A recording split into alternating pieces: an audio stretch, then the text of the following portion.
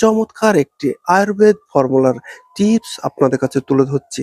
হ্যাঁ বন্ধুরা, এটা ঘরোয়া টিপস, প্রাকৃতিক বলতে পারেন, আপনারা নিজেরাই ব্যবহার করতে পারেন। তো বন্ধুরা, কিভাবে ব্যবহার করবেন, কোন গাছ কোন রোগের জন্য শুনুন তবে। হ্যাঁ বন্ধুরা, গাছটি হচ্ছে কলা গাছ।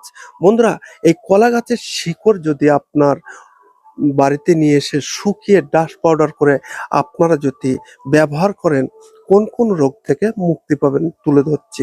তো বন্ধুরা, ব্যবহারের নিয়মিত হচ্ছে ১.৫ থেকে ২ গ্রাম মাত্রায় সকালবেলা আপনারা খালি পেটে মুখ হাত ধোয়ার পর এটাকে মুখে ফেলে দেবেন। উষ্ণ ১ কাপ কুসুম গরম জল মুখে চা টাইপের মতো করে খেয়ে নেবেন।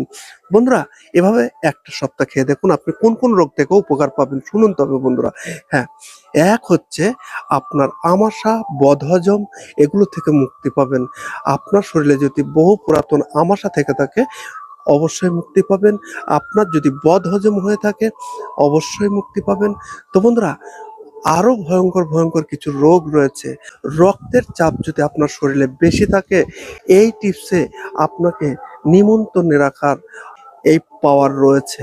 তো বন্ধুরা, আরো মহা উপকার রয়েছে অনেক কিছু, একই ভিডিওতে সব তুলে ধরতে পারছি না। তবে ভিডিওটি অবশ্যই ভালো লাগলে সকলকে শেয়ার দিয়ে সকলকে জানাবেন বন্ধুরা।